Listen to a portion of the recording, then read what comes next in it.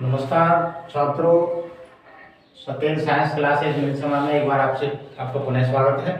आज हम बात करेंगे दर्पण से संबंधित सवालों की। तो दर्पण से संबंधित सवालों में सबसे पहले हम सवालों में जाने से पहले हमें किस किस चीज की आवश्यकता होती है उसको देखेंगे। तो पहले हम आवर्धनता एक आता है, आवर्धनता।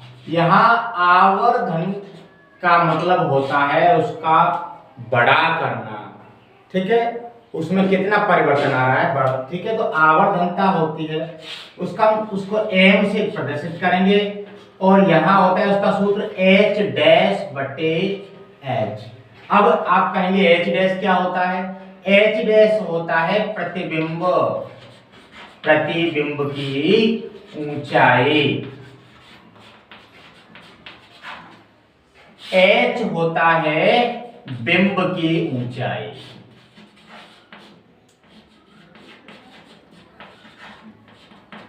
तो m के लिए हम जब क्लियर में सूत्र लेते हैं तो हो जाता है h डैश बटे h बराबर माइनस v बटे u। v होता है आपका क्या? प्रतिबिंब, और u होता है बिंब।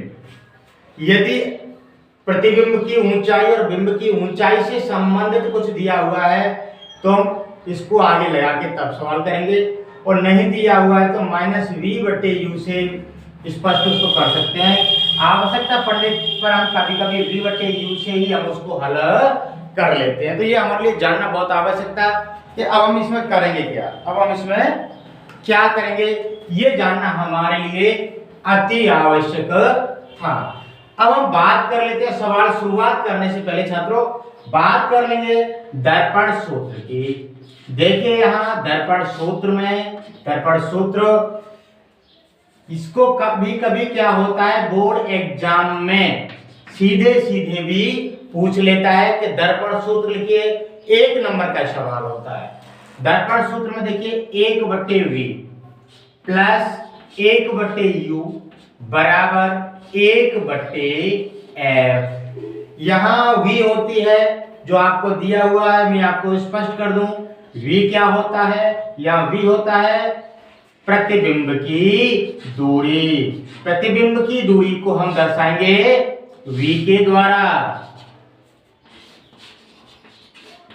और u होता है बिंब की दूरी। दर्पण का जो मूल बिंदु होता है उससे हम क्या करेंगे, ध्रुव से इसको नापते हैं तो ये प्रतिबिंब की दूरी, u बिंब की दूरी हो जाती है।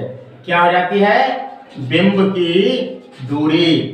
और यहाँ आता है f के बारे में आपको पहले वीडियो में बता चुका हूं, उसे हम कहते हैं फोकस दूरी। क्या कहते हैं? फोकस दूरी।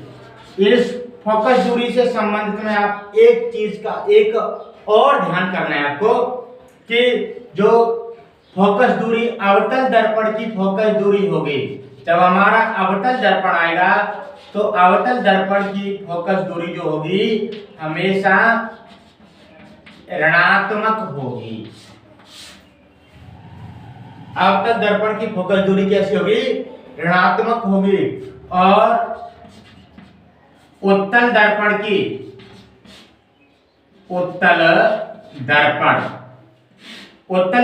फोकस दूरी हमेशा धनात्मक होगी। ये आप अवश्य ध्यान रखें।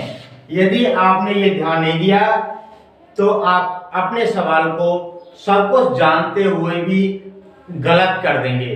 इसलिए मैंने आपको पहले क्लियर कर दिया है आवर्धनता, क्योंकि इससे आपको पूछ लेगा वो आवर्धनता बिंब कैसा बन रहा है, कितना गुना है, छोटा है, बड़ा है, तो हम इससे क्लियर करेंगे, इससे हम उस सवाल को निकालेंगे। बाकी हम बात करें अवतल दर्पण से, तो अवतल दर्पण में एक चीज और याद रखने के लिए है, वो है कि अधिकांश स्थितियों में अवतल दर्पण जो है प्रतिबिंब को जो वास्तविक और उल्टा बनाता है। कैसा बनाता है? वास्तविक और उल्टा। तो आप इसको 1 मिनट में पॉज करके उतार सकते हो।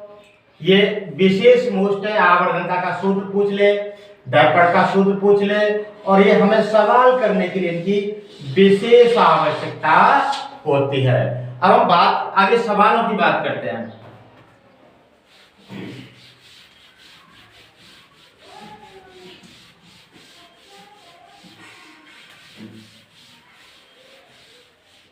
देखिए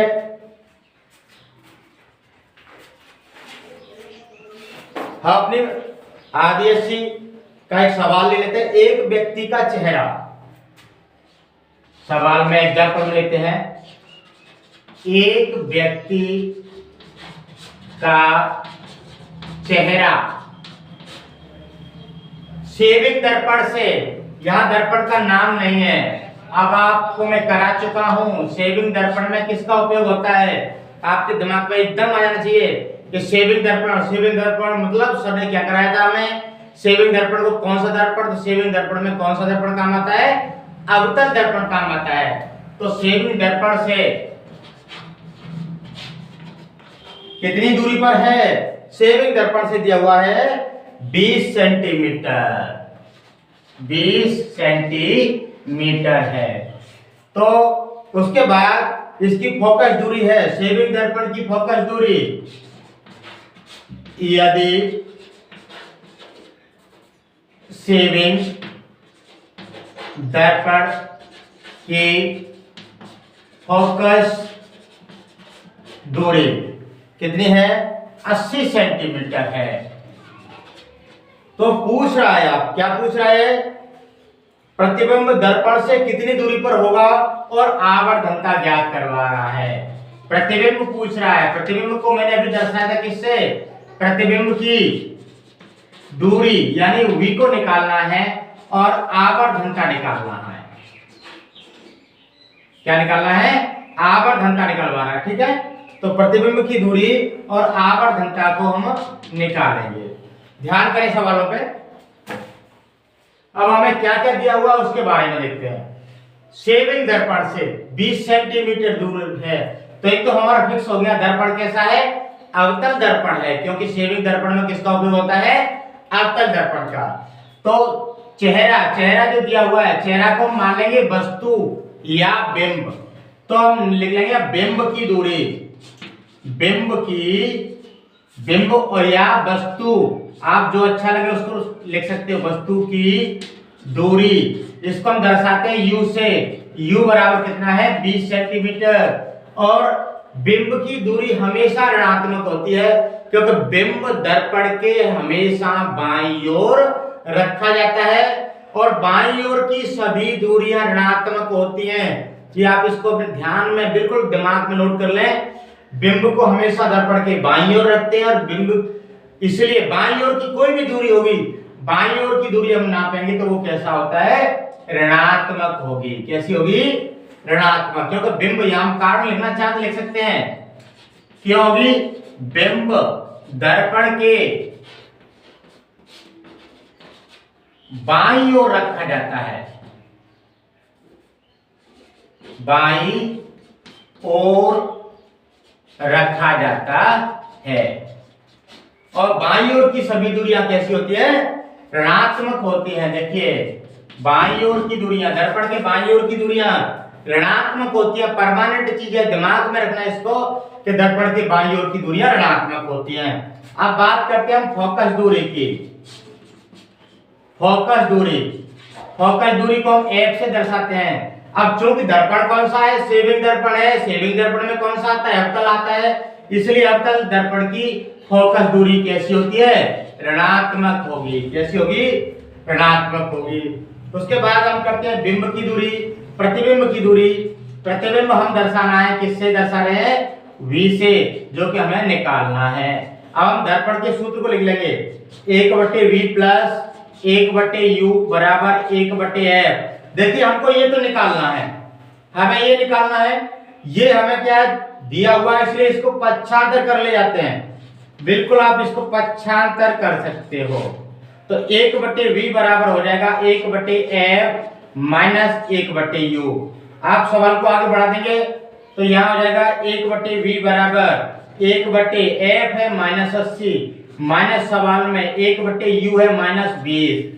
आगे सवाल को जब हम बढ़ाते हैं तो 1/v बराबर, इसका एलसीएम ले लेंगे, एलसीएम आ गया इसका 80 आ गया, 80 का -80 में भाग -1 बढ़ जाएगा, -1 का प्लस से गुणा करेंगे -1, माइनस माइनस प्लस हो जाएंगे, 20 का 4 बार गया। तो देखिए यहाँ 1/v बराबर यहाँ रह गया 4 प्लस के 1 माइनस का प्लस के 3 हो गए बटे 80। तो v निकालेंगे, इसका उल्टा कर देंगे, v बराबर 80/3। तो आपका आ गया 26.66 सेंटीमीटर।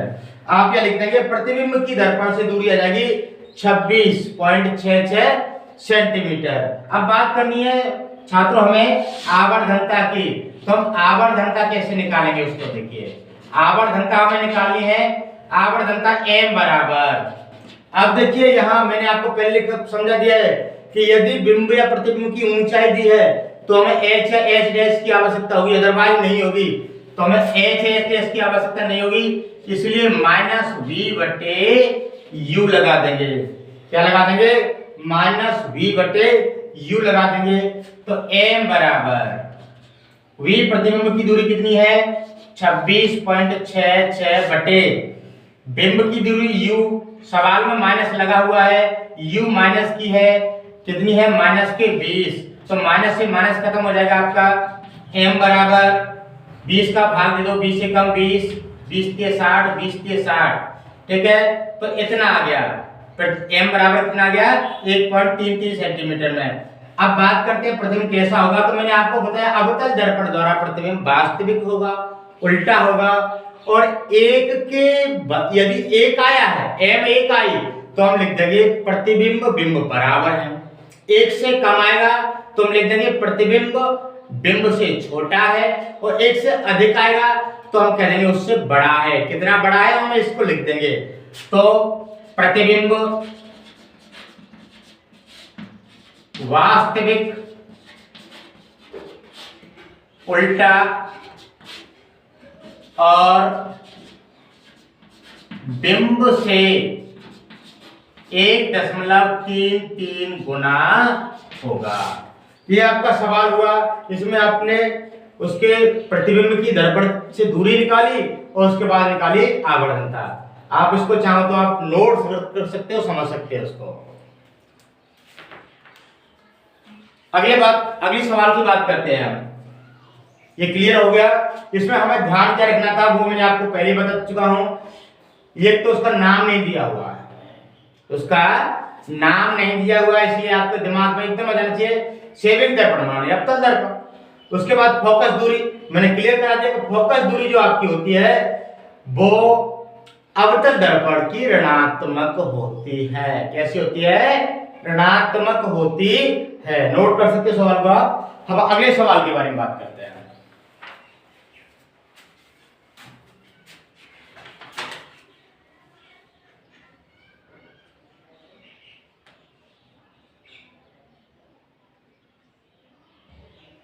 चलिए हम अगले सवाल के बारे में बात करते हैं।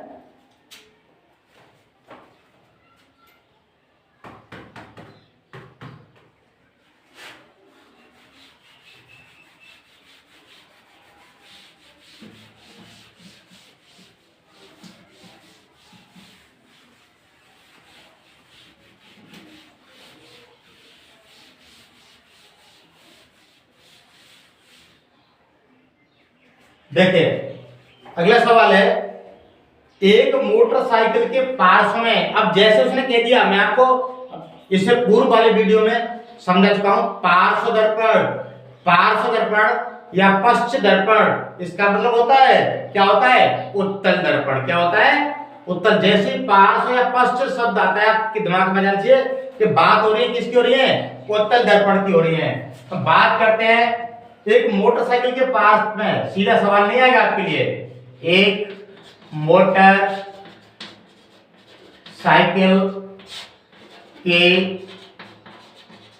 पार्श्व में लगे दर्पण से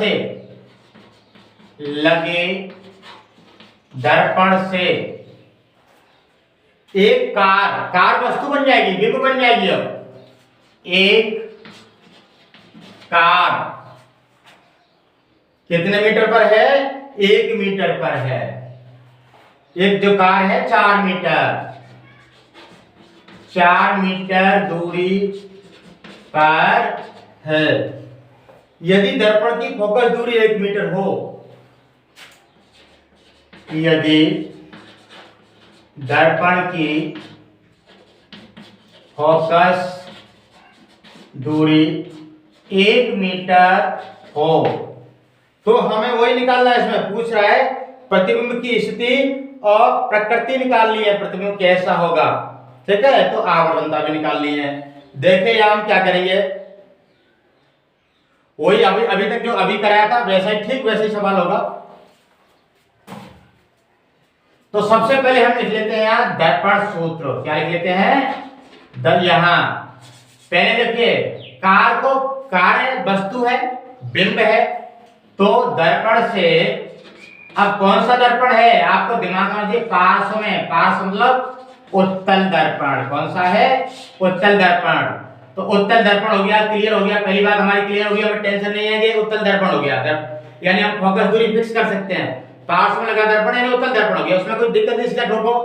अब बात करते हैं बिंब। बिंब क्या बन गया? कार बन गई। बिंब या वस्तु की दूरी यानी u से दर्शाएंगे। u से दर्शाएंगे कितनी मीटर है? 4 मीटर। कितनी मीटर है? 4 मीटर। अभी आप बात कर रहे थे, अभी हमने बताया था बिंब की दूरी के बारे में। अब माइनस प्लस का चक्कर बताया था, तो अभी समझाया था मैंने, बिंब को हमेशा बाईं ओर रखते हैं और बाईं ओर की दूरियां ऋणात्मक होती हैं। उसके बाद फोकस दूरी, फोकस दूरी f बराबर, फोकस दूरी f बराबर हम क्या करेंगे? 1 मीटर। और ये कौन सा है? ध्यान रखें, कौन सा दर्पण आ रहा है? उत्तल। और उत्तल दर्पण की फोकस दूरी हमेशा धनात्मक होती है। कैसी होती है? धनात्मक। अब हमें निकालना है प्रतिबिंब की दूरी। प्रतिबिंब को दर्शाते हैं v से, प्रतिबिंब की दूरी v निकालेंगे। तो ये हमें निकालनी है। दर्पण सूत्र लिख लो, दर्पण सूत्र। ये नहीं मैं सवाल कर रहा हूं, इन सवालों में भी छोटे छोटे प्रश्न है। आपसे ये पूछ सकता है कि बिंब की दूरियां ऋणात्मक होती हैं, क्योंकि बिंब हमेशा दर्पण के बाईं ओर रखे जाते हैं और मूल बिंदु के बाईं ओर की सभी दूरियां ऋणात्मक होती हैं और दाईं ओर की दूरियां धनात्मक होती हैं। तो दर्पण सूत्र 1/v बराबर 1/u, 1/v प्लस 1/u बराबर 1/f।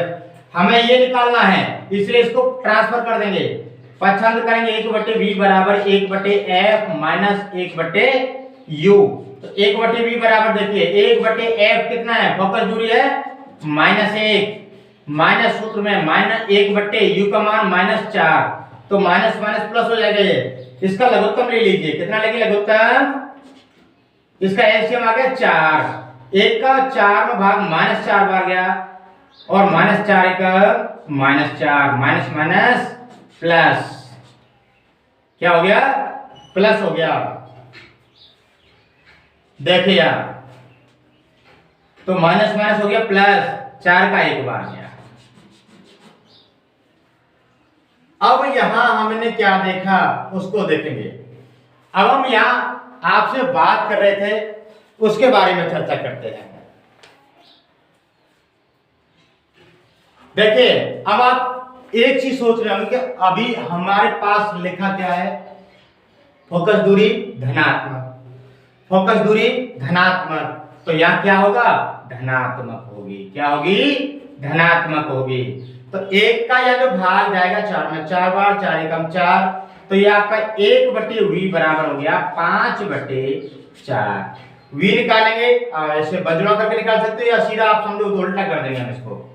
v बराबर 4/5, तो v बराबर निकालने के लिए भाग दे दो।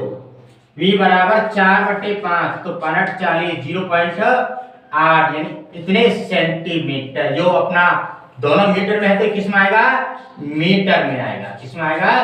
मीटर में आएगा। तो आपका जो प्रतिबिंब है कितना होगा? 0.80 मीटर में होगी। अब हम बात करेंगे प्रकृति की। किसकी बात करनी है हमें? प्रकृति की बात करनी है। तो देखिए, प्रकृति की बात करने के लिए आप इसको 0.80 कर सकते हो या आप इसको 0.8 मीटर लिख सकते हो। एक ही बात होती है, पॉइंट के बाद जीरो को छोड़ दिया था तो दिक्कत नहीं आती, लेकिन आवश्यकता अनुसार ले लेते हैं उसको। अब हम उसकी प्रकृति की बात करें, प्रकृति निकालने के लिए हमें आवश्यकता है किसकी? आवर्धनता की। बिना आवर्धनता के हम उसकी प्रकृति नहीं जान सकते। आवर्धनता, आवर्धनता m बराबर होता है -v/u। तो देखिए -v का मान है 0.80 और u है आपका -4। ये खत्म, 4 का भाग दे लो, 0. कितनी बार गया? 2 बार, इतना आ गया। तो यानी देखिए मैंने आपको बताया था यदि 1 आता है तो बराबर 1 से छोटा जाता है तो छोटा प्रतिबिंब होगा। तो यहां हम कह देंगे जो प्रतिबिंब बना वो कैसा होगा, दर्पण कैसा है उसके बारे में बात कीजिए। दर्पण हो गया उत्तल, और उत्तल दर्पण द्वारा प्रतिबिंब कैसा बनता है? आभासी होगा। कैसा होगा? आभासी। तो प्रतिबिंब आभासी, और आभासी होगा तो सीधा होगा, आभासी सीधा। और बिंब का कितना गुना होगा? बिंब का 0.2 गुना होगा। बिंब का कितना होगा? 0.2 गुना होगा। अब हम बात कर लेते हैं पुनः आपको, फिर इसकी आवश्यकता हो तो आभासी, सीधा और 0.2 गुना, यानी बहुत छोटा होगा, लगभग उसका 5 गुना होगा।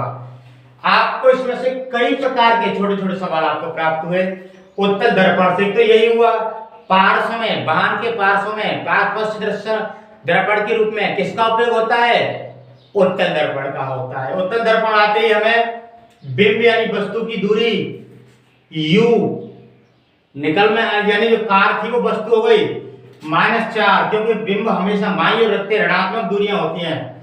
फोकस दूरी उत्तल की धनात्मक, प्रतिबिंब की दूरी निकालनी है, दर्पण का सूत्र लगा के सवाल। इस प्रकार से संभवतः आपके सवाल, दोनों ये सवाल आपकी समझ में आए होंगे। इससे पहले आवर्धनता और दर्पण सूत्र क्लियर है। इससे आपको या तो सवाल आएगा या तो 3 नंबर का सवाल आ जाएगा, नहीं तो एक नंबर करके कोई सवाल आपसे, कोई भी सवाल इसमें से छोटे छोटे निकाल के पूछ सकता है। अब इनसे संबंधित, दर्पण से संबंधित आप पर कौन सा सवाल भारी पड़ रहा है, जो आपको आंखें दिखा रहा है, आप कमेंट करके उस सवाल को बता दें कि हमें इस अध्याय का ये सवाल परेशान कर रहा है। आपको अगले वीडियो में वह सवाल मिल जाएगा। और मैंने आप ये हर रोज कहता हूँ आप प्लीज इस चैनल को सब्सक्राइब कर ले, जिससे कि जो भी नई व्यवस्था डाली जाती है वो आपको, नई वीडियो डाले जाते हैं आपको खोजने नहीं पड़े, आपको सूचना मिल जाती है। आगे फिर अगली वीडियो मिलेंगे। नमस्कार।